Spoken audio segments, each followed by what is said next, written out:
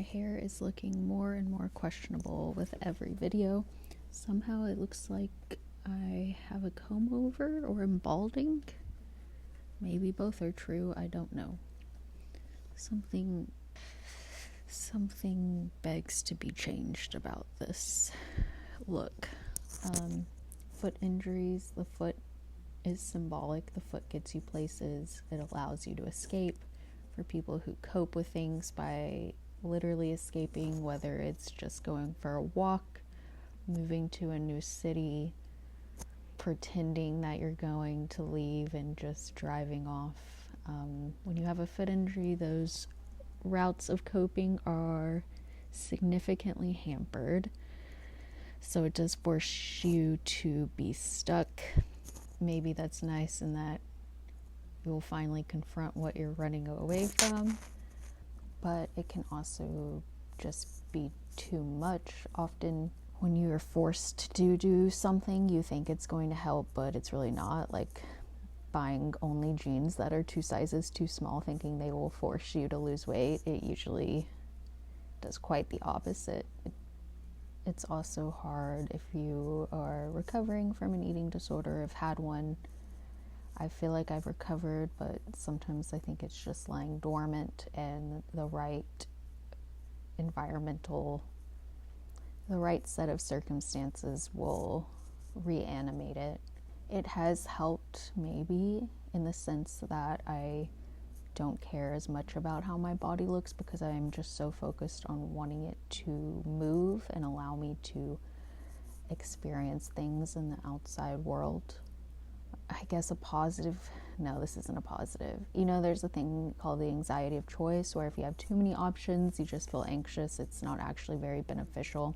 It's better to have like 2 options and you choose one where you still have the feeling of making a choice, but you're not paralyzed with analysis paralysis.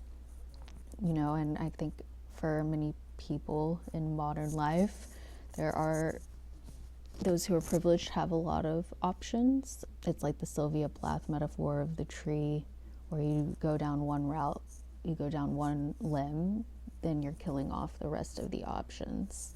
You only have one life, probably. So I guess in some sense, my life is significantly narrowed and has a context and a framing, aka my foot injury. It does limit the choices I have. And I thought that would be nice. It's not like me just making stuff up in the void in a vacuum. It's like the foot is real and I have to make choices because of the foot.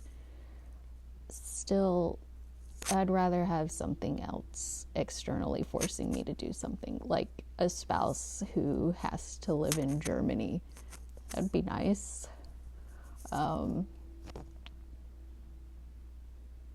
foot, not the external parameters that I wanted to contour my life. Another thing with foot injuries, it reminds me of when I was in the height of an eating disorder. I would seek out stories where celebrities spoke about struggling with eating. I would notice food in movies and TV shows.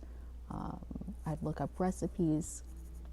And with a foot injury, I am always partly on the search for people who have had serious injuries, especially foot-related. When I watched the Midnight Club, is it called the Midnight Club?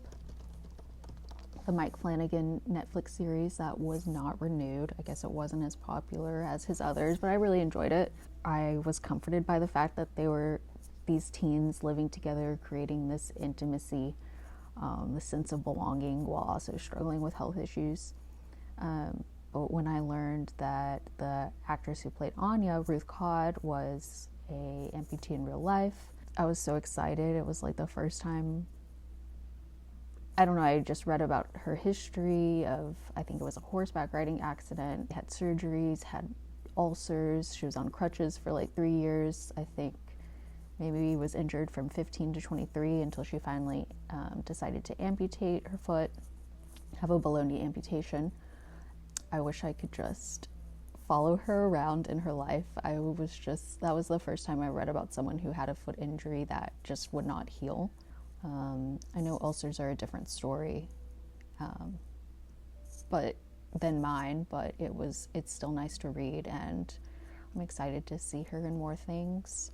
And then I've been reading Stephen King, and I found out he was in a bad car accident where a van hit him, and like he would have died if he hadn't slightly turned towards the left.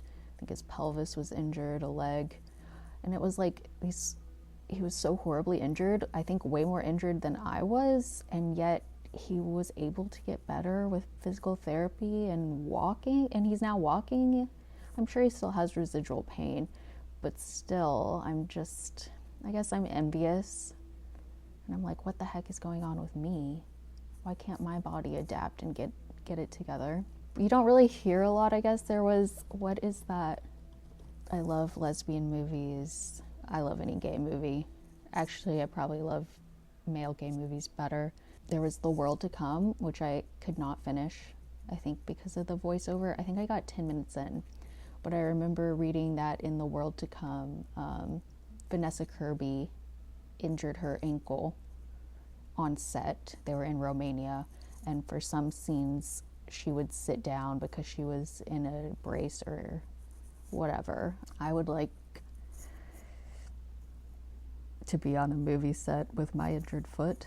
I'm sure she's doing fine now, which is great. I don't know, I just hear a lot of recovery stories. I see them online. A lot of people who don't do well seem to be ankle injuries, but then there are those who recover, just doing calf raises and picking up marbles. I'm just like, what the heck?